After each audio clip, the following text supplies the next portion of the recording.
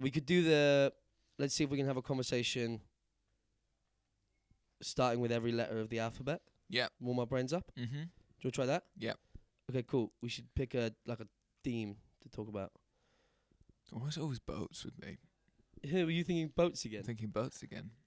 You and boats. Nautical. Traffic. Traffic, yeah? Mhm. Okay, all right, I'll start. Another red light.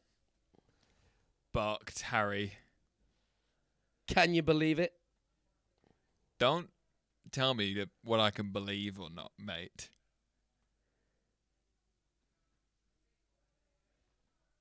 Every single time I say, can you believe it?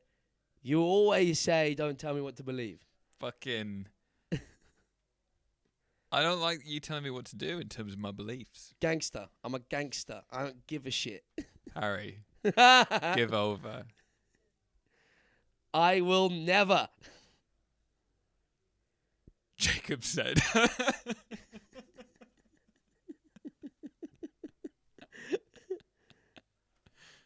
Yeah. Kill yourself. Oh. That's wrong. What comes after K? L. Is it? Yeah. LMNOP. Listen, you fucked it. Listen, I fucked it. Man, oh man. Never tell me what to believe. I repeat. Outside of this car. You will be outside of this car if you keep arguing with me. Pressure's on regarding my presence within this vehicle. Let's see how this is going. Quiet. Please, just peace and quiet. Right. We're here. We've arrived. Stop the car. I'm driving, so I will stop the car. Time to get out.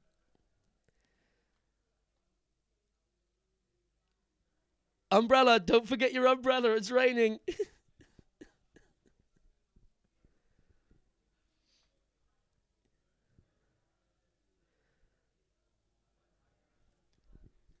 Vehicles arriving. Please take your keys out of the car.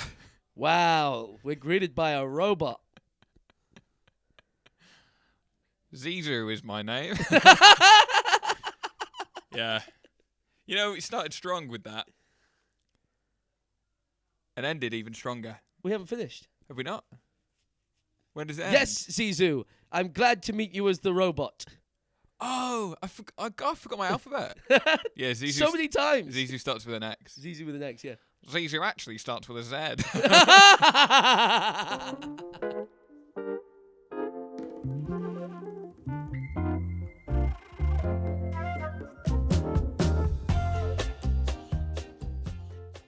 Z, the letter after Y. W, X, Y, Z, plan Z. Here it is.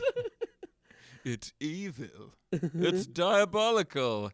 It's Lemon-scented. lemon-scented. This plan Z can't possibly fail. Well, you made one mistake. You messed with my paycheck.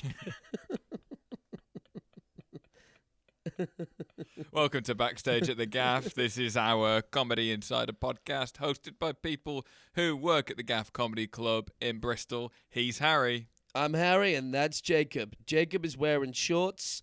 He likes wearing shorts. I keep telling him not to. It's warm. It's warm and only my top half is on camera. Put your legs away. Stop looking at my legs. Stop uncrossing them. Like you're in, what's the movie? Yeah, great. Well researched. Oh, what's the movie? You know It's that I gonna don't like annoy crossing me. my legs at the moment because I broke my hip. Oh, yeah, true. Which I'm mentioning again. I know, yeah. It's when they... What the fuck is the movie? It's not Basic Instinct, is it? It is. Yeah. Yeah. When they parody that in The Simpsons. Groundskeeper Willie. Keeps With crossing his his legs. kilt on. That's Yeah. your last warning about that. I got you, Bart Simpson. There is no such thing as Scotchtoberfest. There isn't. You used me, Skinner. You used me. Now, very keen-eyed viewers of the podcast, which is available as a viewable video on YouTube, will have noticed that Harry's put a shirt on over the top of the T-shirt he was wearing in the last episode. So a bit of behind the scenes. We've recorded 2 in one day. I actually just only own one outfit. He only wears one thing. Yeah. I've had to dress him every other recording that we've done. What would you dress me up in? What would you say? What would you? Because you did this the other day and it hurt my feelings. Did what? Someone said if you could change one thing about Harry, or what was your least favorite thing about Harry or something, and you were like his fashion sense. Yeah, and it really hurt you. It did hurt me. And I picked that one because I didn't think it'd be the most hurtful thing that I could say. It's still what is the most hurtful thing you could say? I'm not going to say. Say it. It'd be hurtful. No, say it. No, You have to now. I'm not going to say it. I don't have to. What is it? And people might, we can make out like I said it and then edited it out. Oh yeah. Yeah. What's your least favorite thing about me? Write in. Yeah. hello@thegaffcomedy.com. Oh God, don't give him the email. So that, I'm giving a bit of behind the scenes info because for our preamble today, we're going to talk a little bit about this podcast. The podcast itself. That's what we're going to. Yeah. That's the start of it. I mean, this is our last episode of what's going to be our initial limited series to see how this goes and us getting into the swing of podcasting and talking about the industry of comedy itself. Yeah. How have you found working with me? I mean, we worked together for a while, but this is the first time we worked on a creative project together for a while. When was that the last time we did that? The last time we did that probably would have been Got Legs. Got Legs sketch. The Yeah. series, I mean, we worked together a lot since, but like doing a creative thing, it's probably the last time, right? It's the last time. That was the Is that last what time. you're saying? Oh, yeah. And this is probably the last This is time. probably the last time. Yeah. Yeah. You might have enjoyed it. 10 years later, audience. I get a letter through my door, and it just says, "We're back on the air, Jay." I'm like, oh, I guess we're getting the band back together for one more podcast. I have so many questions. Go on. Well, first off, that implies, is this a limited run of 6 episodes an enormous success? Of course it is. Or it's just me getting in touch and saying we're going to do more? Yeah, both. Yeah. Why would you not think it's going to be an enormous success? Well, it's going to be. I think it already has been an enormous success. Well, how do you measure success? I've I had a good measure it time. in how aroused I am. Okay, how aroused Well, are fully. you? Fully aroused. Sorry, that's not funny. Nice. Yeah, that's I didn't like doing that joke. How far back do you want to go before we start again? Where are we going to pick up from? You made one mistake. You messed with my paycheck. So we've done 6 episodes of this podcast. This is the 6th episode. Yeah. I've enjoyed it. I think it's been an interesting creative process. How have you felt about it? Yeah, I feel good. I mean, I'm sure if I could can I guess some of your favorite things about the podcast? Go on. How, I always arrive promptly on time. Mm-hmm. Well, to be fair, based on what you've told me today, you actually think that you do because you thought it was 10:05 when you got in today. I genuinely always feel like I'm on time. And I look at my watch and I'm like, The issue 20 is minutes late. it's not that you're late. It's that you always lie about it. I'm not lying. No, you always, but you don't have any sense of time at all, or distance. Yeah, that's distance. So as I'm well, 15 yeah. minutes away, and then you'll arrive 50 minutes later. But I am 50. I've done it in 15 When? in the past. I don't think you have. I'm sure of it. You haven't though. You haven't though. You haven't though.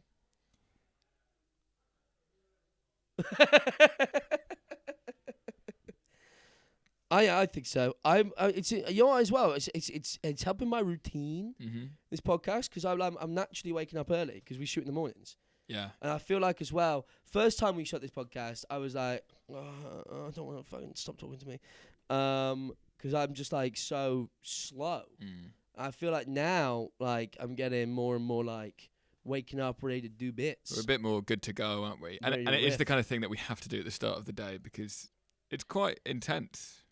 Yeah, Hour-long conversation, lots of thinking is happening. lots of thoughts. Lots of thoughts. Lots of thoughts. Lots of thoughts, lots of thinking. Yeah.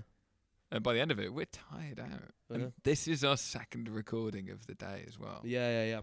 So we're busy. Mm. We're busy boys. Busy boys. This is kind of the end of your participation in the podcast, is recording the episodes, because then I go away and edit them. do the edits. You looking forward to me being out of your hair? No, because you'll still be in my hair. I just won't be able to interact with you. I just have to listen to you. I'll have to find a way of fast forwarding the playback, specifically on your bits. Then you'll be unintelligible, though. If we speed up me speaking, I'll be talking at normal speed. If we speed up you speaking...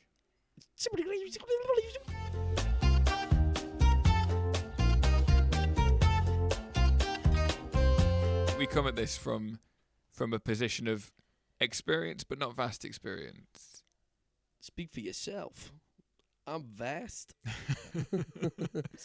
I'm a vasty boy. Everyone look at Harry Allmark, they're like, whoo, that's one vast fellow. I can't remember what it was like to look at anything else. Man's occupying my whole screen. That is and all there ever will be. Also, I'm having a stroke. This is the end. This is the end. But yeah, I'd like to know what people think. I'd like to know which bits people liked and which bits we should lean into more as we go on. Because I can imagine that this is going to be less academic than it has been. Not that it has been very academic, but it'll be less insightful and more humour. Well, we're talking about the industry, so we're not like riffing that much. No. To be fair, like we'll have fun at the start, and then because we're both nerds about this, and when we like Speak it, for we're yourself. Passionate. Oh my god! I'm You just just here 'cause call I'm me a paid. nerd. Nerdage. Man in shorts just call me a nerd. What? Yeah, nerds wear shorts. Poindexter. Do they? Do they? I call you Poindexter. Athletes wear shorts. Nerds. Athletes are nerdy as fuck. Athletes nerds. Yeah. Oh, I got to train. That's like someone going, oh, I got to revise. Athletes are just revising for their fucking run or whatever. I love to party. I'm not taking this. No. I'm not taking I'm full this party man. from a guy wearing a normal shirt as an overshirt. What's wrong with that? It's not an overshirt. You're wearing it on top of a t-shirt. So? Amateur hour. I'm allowed? Oh, yeah? I think so. Who said it was okay? My mum. My mum thinks I'm cool. You're ringing her up. Mum, am I alright to wear this? Yeah. Should I put her on the podcast? Should I call her up? You should, but that's an episode 7 thing. That's when we've got all the boring comedy talk out of the way. Fine. And we go into the next phase of the pod. What do you think phase 2 is? Are we Marvel Universe in the fuck out of this shit? We are, yeah. What do you want for phase 2? Phase 2 is pure giggles. Pure gigs. Yeah. No way. We're chuckling. The shits and gigs. We're chuckling all the way. The chuckle, hell. the chuckle brother from my other mothers. Sorry. Which one of us is which chuckle brother? Well, you just died, so.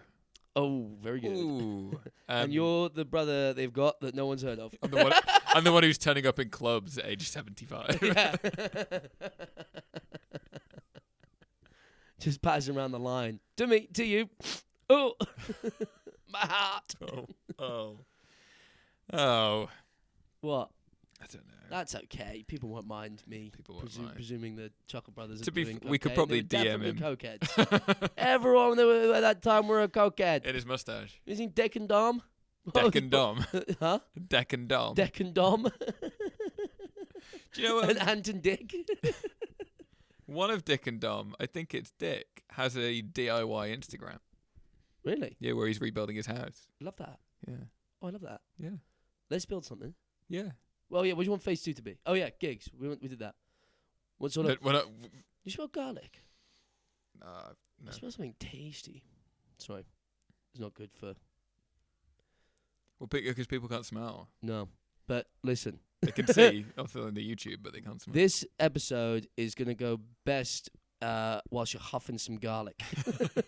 Get to your kitchen. If you want to get the just vibe huff that we're some getting. garlic. Yeah.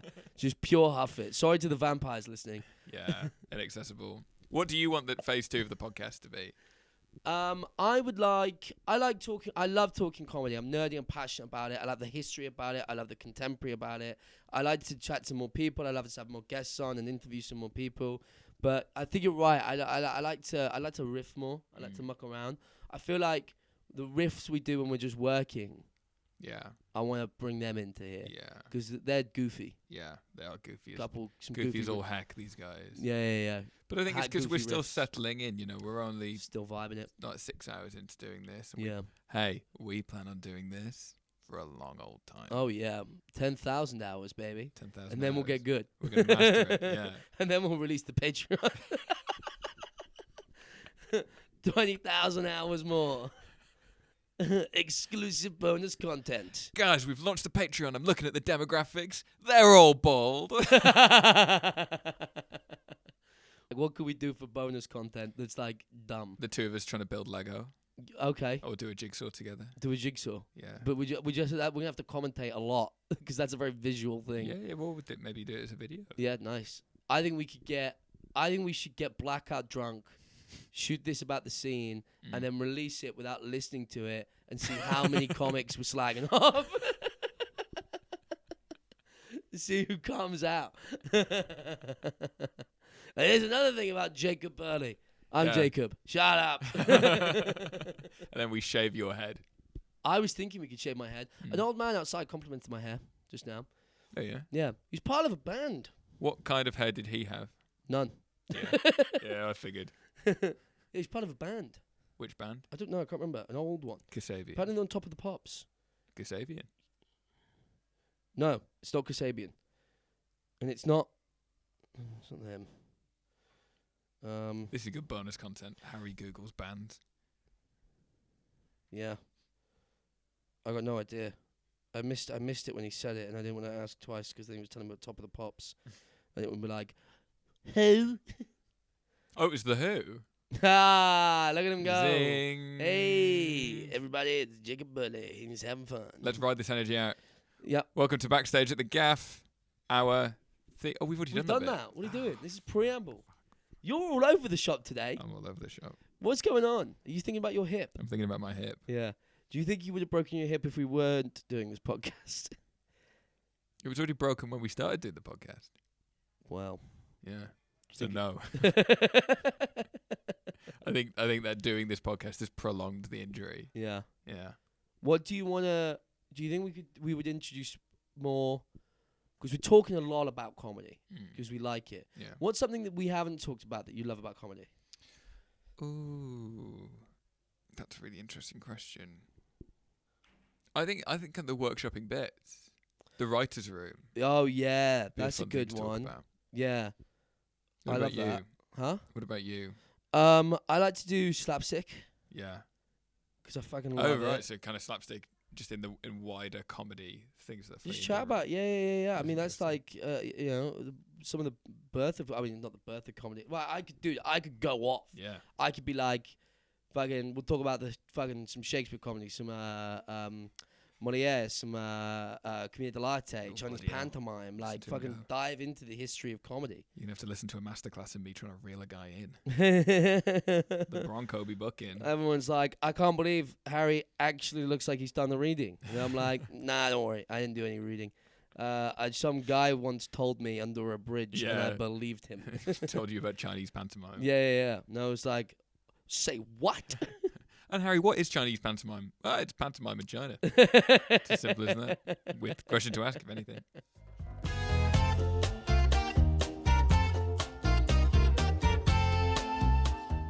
The recording that we've just done so far, Oh, yeah. which I see. can guarantee will go out unedited. Oh, I God, promise you open your podcast app and you'll see that 32 minutes and 25 seconds have passed. That was all gold. It was all gold. Yeah. We nailed it. Yeah. First time. The fucking game we played, perfect. It was chef's kiss. Yeah. And you'll have just heard all of it. Oh, God, yeah. All of it. Yep. And we're now going to talk Now about get the that garlic out of your nose and settle in. Oh, you're doing me. Stop making references. Doing the call. We do a callback episode. Callbacks that people will really... Yeah, that's a good idea. Yeah. That's a good idea. Callback episode. Stop- And the whole stop episode it. is just Stop talking. referencing. Okay. You need to stop. You gotta stop talking, man. In the first episode, we talked about works in progress. Yeah. What were they working towards? The finished product. Tell me Yes. about the finished product. What finished product? Ah. Okay, I was take hoping us you'd back. do that with me. Oh, sorry. What finished product? Ah. I hate it. Because it's different elements, right? Because it could be your debut, it could be just your show. You're working on a new show. You got your show. You've done it at Edinburgh. You've taken it on tour. You're filmed, recorded special. It could be as simple as like we were talking about in one of the old episodes about how I want working on the character of Henry VIII. When you've got that character, because then you can put that character in certain things, and then you're working on something else. I think there's different stages to finished product, right? You can define it in a couple of different ways, can't you? Obviously, it depends on the individual, but it's the thing you're working towards. Yeah, the club set is a version of a finished product, you know, because that's when you've got your Club 20, when you've got your Type 5, it's the finished stage of whatever you're working on. So loads of different examples of the finished product. Which are we focusing on today? Yeah. Oh, which one? Yeah, that's the question. Which fucking one? So this episode I don't know. Kind of looping into most of the episodes that we've already done. Lots of the topics we've already talked about. Tie a little bow tie on it. Exactly. Yeah. Give it a kiss. Tuck it in. Just kiss it. You want to kiss it? Yeah, just give it a little smooch. Like you're kissing your sister. I said kiss it. Madagascar 2, Netflix. Do your own research, guys. Funniest movie of all time. The funniest movie. 69 weeks? No, 629 weeks. Ah. I like have you seen the bit when it's after the plane crash where it's like wait, who put you in charge of the whole plane crash situation? It's like, all right then, you can be in charge. Well, what gives you the authority to put me in charge? All right then, I'll remain in charge. And I watched that clip, but it's someone put like the USA flag on the Penguins and the Soviet Union flag on Alex the Lion. Oh, great. And it's like post-World War II Cold War. Like, who put you in charge of the... Yeah, it made me laugh. That's a great insight into your algorithm there. Oh, dude, you know what? I spent fucking 20 minutes, tears streaming down my eyes, laughing at the other day. Whereas, dude, I think I took a photo of it. Fucking, it's the Axis powers. Oh, I might have seen. Did I show this to you? Oh my god, here it is. Who fought in World War II? Yeah, no, I know exactly. Have you seen the photo? Yeah. Show it to the camera. There closer. It is. No, you got to bring it closer. Who fought in World War II? The implication the here, Axis guys, powers: Japan, Germany, Italy, and Maurice. The implication being that Maurice sided with the Nazis in the Second World War and committed atrocities. Maurice from Madagascar. I fucking that's just made me howl. We'll get him on. Maurice, friend of the pod, Maurice the lemur. He's got a lovely voice. How the heck did we get onto that? Because Maurice is the perfect finished product. Yeah. No notes. The opening 20 minutes of Madagascar 2 is exactly what we're talking about when we say the finished product. It is funniest. Jokes. The delivery's perfect. It's just performance. I can't put that in. You doing his voice? Why? Because it's the voice of an animated character. I'm not doing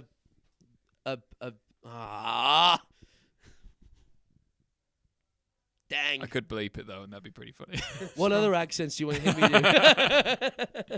I'll do them all. So the finished product, it's what the audience is paying to see. It's what you want to be as an act remembered for, in a way. Mm-hmm. There's an argument, I'm sure, could be made that a set or a routine or a special is never truly finished, but eventually you have to decide, I'm not going to work on this anymore. Yeah. It's done, so I can move on to something new. Yeah. Agreed. And a comic will often sign off a show or a piece with something that tends to be the end of the road for a routine, a special. A film special. Or if you've got several routines, you'll do a show. You do an hour or 50 minutes, whatever. And then to cap that off, you'll do your filmed special. Put it out on, if you're new, YouTube, or you'll put it out as an audio recording as a homage back to the day when it used to be vinyls that came out. Yeah, true. When a comedic run was done. Or if you're massive, maybe it goes on a streamer. Yeah, like the Netflix special. Let's dive into that. What's some of your favourite specials? What jumps to your mind? So, there's two types of special that I like. Some that are just really funny hours. Yeah. Or something like that. I mean, not to sound too old school, but I like a lot of the old Steve Martin specials. Oh, back in God. the day. I mean, Steve Martin. Best to ever do it. Without one of them, without a doubt. And then the Without a doubt. other type of special, you got, say, Hannah Gadsby's Nanette. Yeah. Which is less jokes, but it's telling a fascinating story. Sure. I think one special that came out fairly recently, which is very famous, that I really enjoyed, hybridizes those two things. It's very funny, there's loads of jokes, but it tells a really interesting, quite topical story at the time, is John Mulaney's Baby J. Yeah. Which is documenting his relapse and subsequent recovery from cocaine addiction. Yeah. And the fallout that had. Which is a really, really, really funny special. Yeah. But also, very much an insight into an element of his persona. Of course. That he had kept under wraps for a long time, to varying degrees of success. Yeah. What about you? I mean, if to contemporary, I think Gillis's Beautiful Dogs was fucking awesome. That's Shane Gillis. Yeah, Shane Gillis, Beautiful Dog. I thought that was outstanding. What was great about that for you? Why did that stand out? I just loved it. I just remember.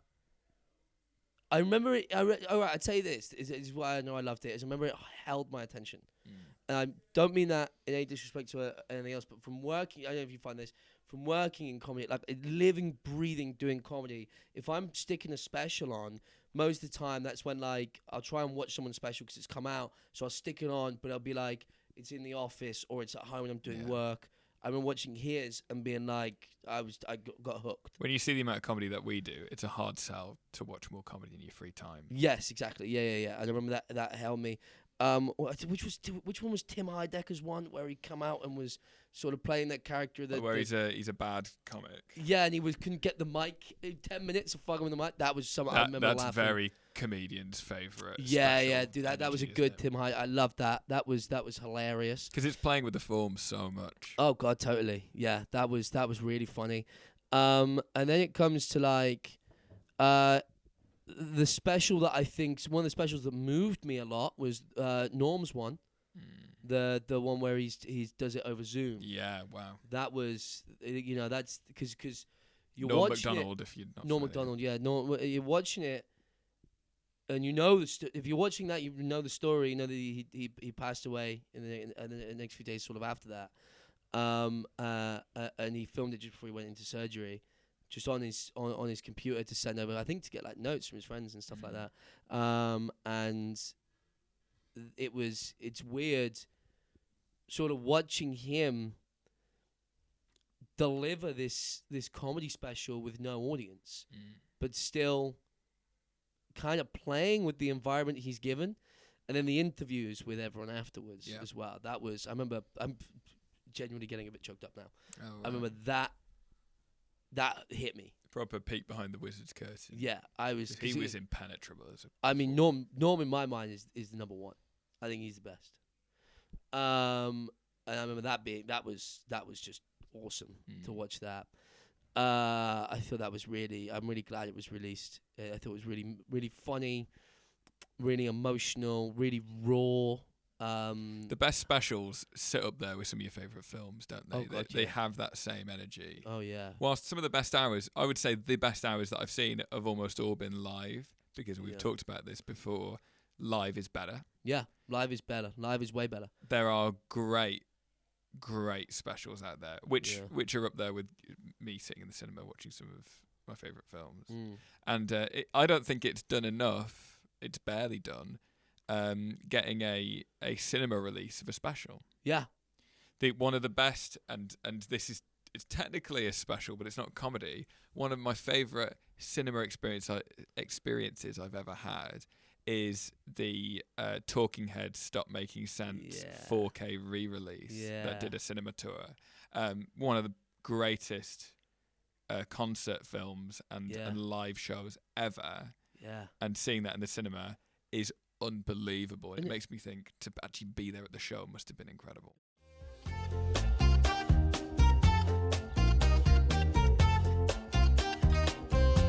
I'll tell you what I think one of the earliest memories of a special would be. I'll do it now, actually. I'll do that first.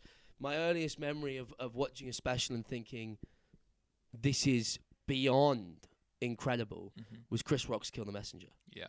That is a example of someone who is the master of their craft. Yeah.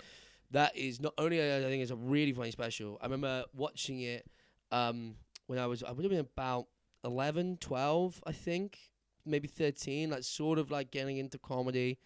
And the only specials that I had at my dad's house were these DVD specials that my dad hadn't really watched. It included the 3 of the Ricky Gervais ones, 2 of Russell Howard's, which was, I can't remember which 2 off the top of my head. And then it was, there was 1 Dara O'Brien, I think 2 Kevin Bridges, a Michael McIntyre one, and then Kiss Rock's Kill the Messenger was one of them as well. And that was, apart from Russell Howard's, that was the one I would just be so taken back with. And if you don't know the special, he filmed the special in New York, in Johannesburg, and in London. And it seamlessly cuts between all 3 in these stadiums. The only reason you know it's cut is because the jacket's different. And it's like during bits, that's how fucking tight this special was. To show was. how good the performance is. Yeah, it's fucking during bits, and it's cut into 3 different continents, and the audience are losing their mind. That was just like, that's so fucking impressive. So that's the thing that I love about the special, is it takes a show that's as good as it can ever be and pushes it to its zenith. It uses things that you can't do on stage with one room, with one audience, and uses them to empower the performance further. Be it camera angles, be it staging, be it the size of the room, or SFX or animations that are brought in or chopping up in different ways. It adds this extra creative dimension that you can't achieve in one room at one time, and utilises that. And so you've got some truly magnificent stuff. I mean, you mentioned Stuart Lee before, be it Comedy Vehicle, his series, or some of the specials he uses. You've got these extravagant set design pieces and mechanics that are used, which you just feasibly couldn't do. On tour, for example, or in different venues. It'd be a nightmare to organise, but you can do within one special. And that special, that piece of writing is going to be amplified and magnified to a much wider audience, not only geographically, but over time as well. Absolutely. Like, I love that special, Kill the Messenger, and that was like 96, 97, I think, that was done. Like, around the time I was born. And did you see Finlay special, Finlay Christie's? I haven't yet. It opens with, I can't remember which way I get it. It opens or closes with a video of him doing stand-up in his like parents' living room at like 8 years old. It's so wholesome. It's such a lovely way to start a special or end a special. I can't remember. Sorry, Finlay. Off the top of my head which way around this. But that's a very sweet one, isn't it? Yeah, and then, love that. That's the way that the idea of filming something can be used to make it more emotionally hefty. But then on the other side, an example in my head on YouTube is one of Sam Campbell's specials. Oh yeah. The whole thing is filmed down the barrel of the sniper rifle of the guy who's been sent to kill him. Yeah. She's barely acknowledged in the show at all. It's so funny. I remember watching that on Christmas Eve thinking, what the heck? It's brilliant. I love that. You know, if we're talking about specials as well, you can't not talk about Inside. Bo Burnham. Which I haven't seen. What the fucking no way? Yeah. Really? Yeah.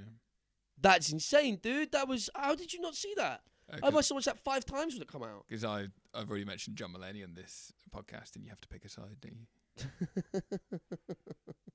dude, I can't. You got to watch it. Yeah. It's so. It's, I've heard. I mean, there was such a buzz about it when it came out. It's just so impressive, and it's so vulnerable. You know, it was the sort of perfectly capturing this like this isolation and depression and a halt of creativity, which then burst into people will always try and find ways of being creative, and done through the comedic talent that was Bo Burnham. It's brilliant. It's really good. I really, really recommend you watch Inside. And excuse my novice knowledge, but did that incorporate any live show elements? Is that based on a live show that he did? No, it's filmed in his house. Yeah, but was any of the writing from previous work, or was it all written specifically for that and then never toured or anything afterwards? Yeah. Okay. Yeah, it was just written for this Netflix special. And he's musical as well, isn't he? Yeah, so there's a hybrid comedian. thing. Yeah. Really good. Really, really good. Takes really it beyond the remit that existed for specials at the time, isn't it? Yeah. But you get that with comics, isn't it? There's because some comics have the mentality that they'll be doing they'll do their show for 3 years before they film it. But you'll have other comics that will do their finished special in line with Edinburgh. Yeah. You know what I mean? The comic that will like, I work on an hour of material for a year, and you do it throughout Edinburgh, and you film it after Edinburgh, and you go again. Yeah. And that becomes their sort of clock, that life cycle, right? Of constantly writing this material. And there's part of me that's like envious of a comic in that regard as well, because, I'm getting back into doing stand-up at the moment. Like, I've got the ideas of what the show I'm working on at the moment and the show after that, The show at the moment, the first one I want to work on, being all about, growing up, County Line town, fucking around with like petty crime and doing drugs as a fucking 12-year-old, whilst also doing musical theatre. Like, that's the fun. I think that's the fun. And it's a lot about, it kind of shaped who I am today. So it's a lot about me. I always think the second show I'd want to do would be based around, sort of like the infiltration of the industry. Setting up the room above, being homeless, the bohemian sort of like just passion and the mischief that I got into for, you know what I mean? It's a good story, fucking like beg Boris, like robbing chairs just to fucking to put people in, the characters we met along the way, the gigs we've done in some of the worst places. Like, I love that to be the second one. I'm so jealous of the comic that is just fucking on that right in. They can just build their fucking sets from their club shows that are working and find the through narrative in that and just do the show. You know what I mean? It's interesting because I've heard you talk about that perspective before, and I think we come at it from different angles, because I think there's a psychological change that happens when you do the first hour. Yeah. Which means that the second hour is way, way easier to achieve. I think there's such a big barrier, the idea of having not done one, that is removed when you've done one. Yeah, I agree. But sometimes, because this is the other thing with the tricky second hour, right? Because it's the flip side. You get some people that will like for example, but Williamson, friend of the pod, friend of the gaff, like he worked in the show for a few years, debuted, filmed special, went again, and that's how he's doing it. But there's some people that will spend, like we were talking about with this, like the route of going into Edinburgh and like doing the splits and they might be working on a show or developing something for up to 5 years, debut, get a lot of like momentum from that debut, and therefore they have to do another hour the year after, and they're like, well, it took me 5 years to get one. And then it's the panic scramble of what the fuck is my next show then? The incentives do change, though. I think it's definitely reflective of mindsets. It's probably an insight into how the two of us would handle those two. Yeah. Well, that situation is probably quite different. Right. I want to touch on, it's interesting, the ceiling that kind of defines when a finished product becomes a finished product, because you talked about Fringe and how people adhere to the Fringe season of almost going, I need to do another show. I need to monetize this. I won't get as many sales with the same show again, so I'm going to write another one. So you have people who will basically produce a show every year, and either their writing improves so that they hit that quality at that amount of time, or the other happens. Yeah. But what you also see is a comic kind of realizing, I can't achieve the quality or the level of funny that I want to in just a live setting. And that's when you see some comics turn and they might start pitching and producing their own sitcoms, for example. Right, yeah. So the example I'm thinking of is Juice, which was written and produced and stars Marwan Rizwan, Yeah. who we've seen live, who's a fantastic comic performer, who clearly went, I want to do more than what I can do live on stage. Yeah. And so was able to pitch and got commissioned to do a sitcom where he takes things to the next level. Sure. And I know I keep referencing it, but Taskmaster is another example Yeah. of something that's way better when it's on TV. And so you see But that was comics go, a thing that started as a Fringe show. Yeah. You know, that was a format show, and then they finished it and they got it. But it's I mean, what is the end? You know, because it's hard to. Is the end when you film a special and then you finished uploading all the clips and you've released it onto a platform and then you're working on your next one, but then what happens where that special wants to go on like a second tour, or that special might lay the groundwork for what becomes a sitcom. You know, that's. So Yeah, to answer that, interesting. from my perspective, as much as I have in the past seen the end as a creative thing of going, this is the best this can be. Yeah. I think the real end, or the end that occurs the most frequently, is commercial. I think it's when people will buy it. If it's Sure. the individual buying a ticket to see it, or if it's the commissioner paying for it to be made on a large scale, or paying for a recording to be broadcast. Yeah. I think there's a commercial end where you go, this has paid it for itself. It's paid itself off, and I can go and do another one now. Yeah. Yeah. And I think any successful comic will see it from that perspective Yeah. of this is commercially ended. Yeah. End of pod. Do you know what I mean? I think I know what you mean. that's the way that I would, were I doing it as a job, Yeah. say, I think I can get more out of this, so it's going to keep going. Gonna keep going. Or if I don't think that I can, it's time to stop. And I think, in a way, So to what you succeed, you have to see it from that perspective. yeah. So what that means though is if let's presume, in the future, you write an awesome film that is cherished by loads for 20 years, and then Hollywood want to make the reboot sequel that's going to tank the legacy. Yep. You'd be like, show me the money. Depends if I need the money, Yeah. doesn't it? Because if the commercial end isn't important to me, then the creative end takes precedent. And I go, no, it's more important that I don't do this. Yeah. And actually, the silence is better than the noise. Yeah. But if I need the money, then I would refer back to the commercial end and say, if you're going to pay me to do it, then we'll do it again. It's a job in the end. It's a job at the end of the day. It would be wonderful to be so good at a job that it no longer needed to be a job. Yeah. But I think most of us laymen can't look at it in terms of that.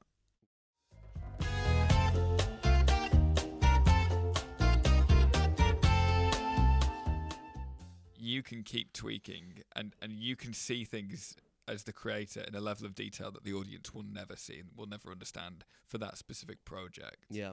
And therefore, you have to have this kind of inbuilt check where you go, I need to stop working on this thing now, because you can keep tweaking into infinity and it will not change the way it's received, be that in terms of the amount of money that you make from it or the amount of love that you get for having made it. Yeah. People never, and it's so interesting because I work with so many creatives and loads of them say, yeah, but I need to make this change. I need to work on this bit, and they need to recognise people don't notice. It sucks that they don't. Yeah. But it's also a blessing that they don't. Yeah. That we talk about it. Some people are going to have the best audience experience of their life at a show that you thought was fine or even not that good. Yes. Yeah. 100%. Just depends on how their day's going. Yeah. Your job is to do the show. Doesn't have to be the best show ever. That will happen from time to time. Yeah. But your job is to do it and let the audience receive it. You get past a certain point and they're having a good time, whether you are or not. You deliver a certain level of quality and it is quality. Yeah.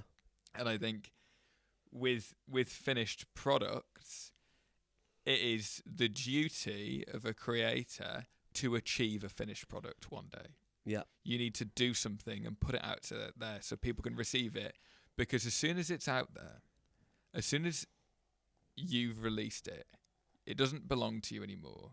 It belongs to the audience. Yeah. Some of my favourite shows that I've ever seen I'm then retelling those shows to the people that I know, and they're hearing my version of that, not the version that the person made.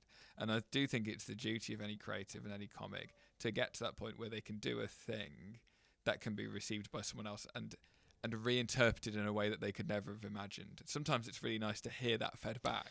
It is. Yeah. And someone say, I saw this in that, and they go, gosh, I've never seen it in that way. Yeah. It builds Flips your work out for you. It does. And then, in the same vein, if you're an audience member, or if you're an aspiring comic, or if you're an established comic, you need to go and see other people's finished products. You've got to always be watching. Because you have to see what's possible. Yeah. I've seen also shows. What's going on. It's so culturally dependent, comedy and art, really. It's like when I do my masters, it's the first thing that it's whenever you try and pitch something, it comes up every time. Whatever you're doing, whatever scenario you're in, what are you watching at the moment? What excites you at the moment? And you need to know who's gigging, who's doing what, whose bits are who's playing with the format, so you know what you're talking about. You know what's going on at the moment. Because if you can't answer that, then how do you expect to be doing it yourself? It sets a bar for you as a creative where you go, I can answer the question, what's the best thing you've ever seen? And then I can try and emulate that. Yeah. It doesn't have to be similar in any way, shape or form, but I want to make something that makes people feel the same way that I felt about that thing. Yeah. That's what a finished product creatively is for me. As I say, for me, there's two views, the commercial and the creative finished product. Yeah. But to be able to make something that someone loves, I think it's your duty as a creative to do that. Yeah. That's what you should always be striving for. I think you're right. And we've done that today with this podcast. Popcast. Popcast. I'll edit that bit. That's the only bit I'm going to edit out. Yeah, fun.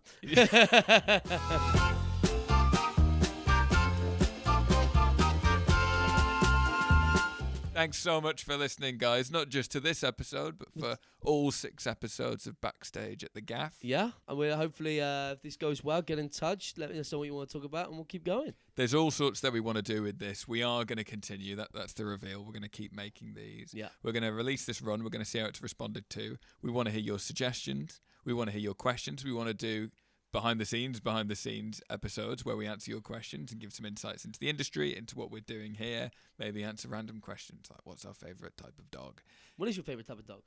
Border Collie. What's Nice. yours? A Rottweiler. Really? I love a Rottweiler. I think they're goofy. I love them. Wow, I think that's they're really interesting. fun.